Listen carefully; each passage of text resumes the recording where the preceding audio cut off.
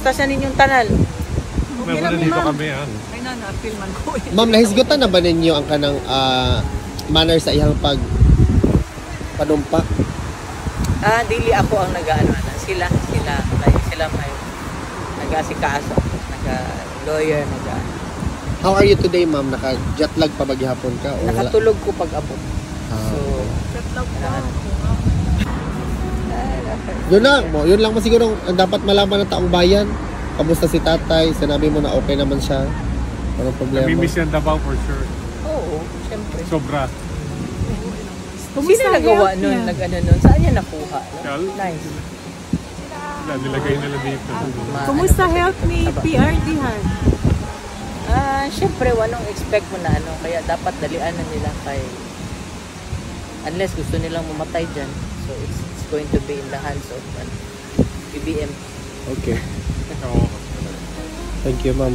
So, Is there something... Gusto mo, do you only God knows, di ba? Oo. May 100 years old pa ba yung 80 years old? Meron, meron kami mga pasyente Ay, grabe.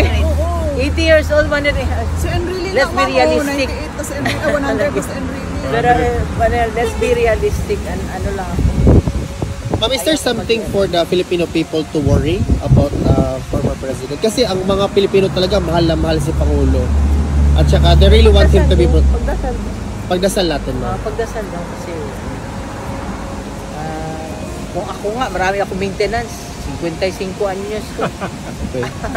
Tapos ang ano ko ngayon, ang hormones ko ngayon, nakita niyo ang ano ko, pag tanggal ko tong ano ko, yung lahat haywire ang aking ano, ang aking aking hormones stress, because of the siguro stress. yun.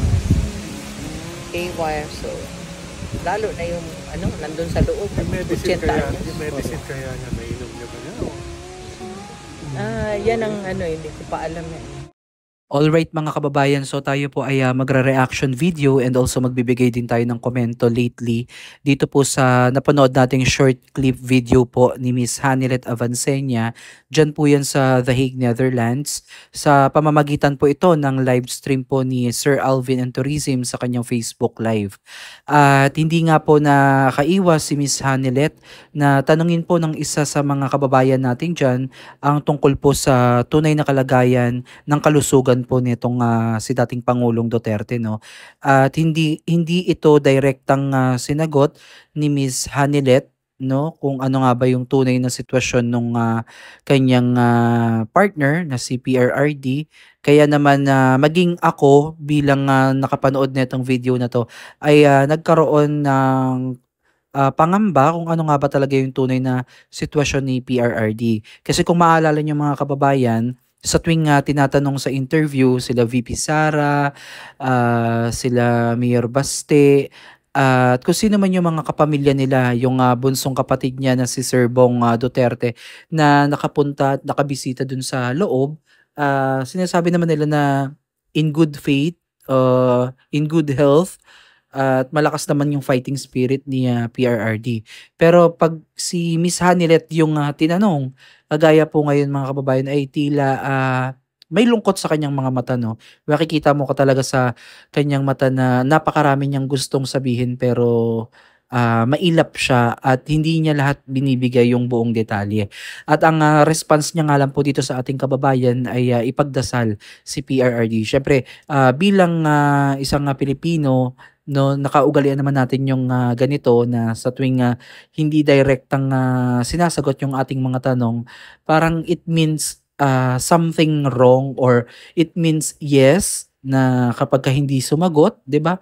Pero hindi ko naman inaano to hindi ko sinasabing nasa hindi magandang sitwasyon si PRRD. So mismo kasing kay Miss Hanilet na lumalabas, no, na siya mismo yung nakabisita sa loob kung ano talaga yung sitwasyon ni Tatay Digong. Siguro ayaw lamang nila na ipaalam sa publiko kung ano ba yung nangyayari para hindi mag-alala, no, at hindi mag-worry yung mga supporters at yung iba pang mga taong nagmamahal kay PRRD. So para sa akin mga kababayan, siguro when it comes naman kala VP Sara Duterte at sa mga iba pang mga kapamilya nila na bumibisita dito sa loob ng The Hague, siguro hindi na din nila masyadong binibigyan ng mga negative news itong si PRRD kasi syempre sa edad po niya no na matanda na hindi na po yan na basta-basta o pwedeng ma-stress no lalo na siya ay nag-iisa diyan sa kulungan.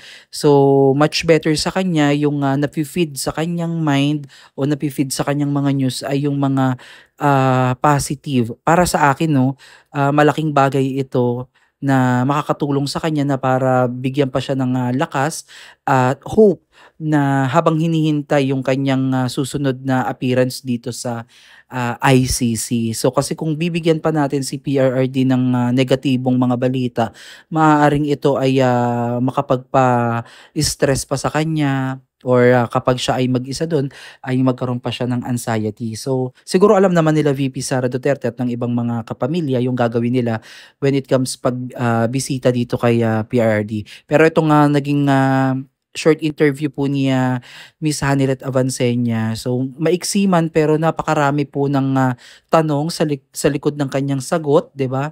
No, napakaraming speculation tuloy ang umaano sa ating isipan kung ano nga ba talaga yung sitwasyon ni PRRD. Bakit niya naman nasabi na ipagdasal na lang at nasabi niya nga po na may 80 years old pa ba na madadagdagan kumbaga ng another 20 years na abutin ng 100 taon na nandyan pa sa loob at inahalin tulad niya nga po yung kanyang sarili na siya nga po ay 55 years old pero napakarami pong maintenance.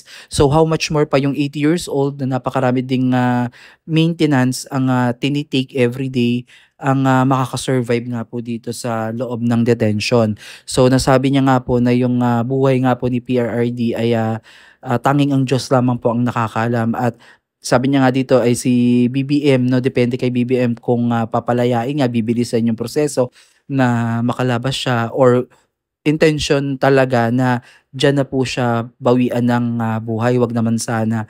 So ayaw natin mag-isip ng negatibo dito sa naging pahayag ni Miss Hanilet pero sa kanyang mga binitawang matipid na salita, na sagot ay nakakapagpaalala talaga. Kaya sabi nga ni Sir Alvin and Tourism na may dapat babang alala ang sambayan ng Pilipino no sa kalusugan nga po ni PRRD. Pero ang sabi niya ipagdasal ang kalagayan nga po nitong dating Pangulong Duterte. So, ito lang yung mga ilan sa mga balita ngayon, latest update dito nga po kay PRRD. Sana nga no, sa susunod na bisita sana payagan man lang na kung ako parang mas gugustuhin ko sana na mabidyohan man lang si PRRD at makita yung ano niya, yung sitwasyon na ano bang itsura niya na kasi I think nasa 84 days or 87 days, correct me if I'm wrong, simula nang siya po ay ikinulong, no? Kasi nung March 11, dumating po siya dito sa Pilipinas, galing pong Hong Kong. Then, after po nun, napanood nyo naman po yun sa mga nag-trending sa social media na hinold siya, then dinala sa Villamor Air Base, then bumiyahe na po na papuntang The Hague. So dumating sila doon March 12. Since then, nasa custody na po siya ng ICC. So hindi na po natin siya nasilayan. Nung last natin is March 14 if I'm not mistaken na humarap siya via video link lang. So talaga makikita natin doon na parang hinang-hina siya, nag-iba yung boses niya. Iba parang ano siya, parang lantang gulay, hindi natin alam kung because of long travel kasi wala talagang pahinga halos eh. At syempre stress din siya kung ano yung mangyayari sa mga susunod since nasa kamay nga siya ng mga banyaga. So hanggang dito na lang muna mga kababayan yung ating komento dito sa ating napanood at ito po nga po yung reaction video natin tungkol dito no. At sa tingin ko nga talaga na kinakailangan po ng suporta talaga ng pamilya si PRRD at hindi pwedeng pabayaan to na mag-isa lamang dito. Dapat every day halos ay makabisita po itong mga kapamilya niya. Lalo na nadagdagan po ng isang araw ata itong pagbisita nila sa loob ng detention center. So comment down below mga kababayan kung ano yung inyong opinion dito sa naging pahayag po ni Miss Hanilet Avancenia dito po sa live po ni Sir Alvin and Tourism. Muli maraming salamat po at God bless po sa inyong lahat.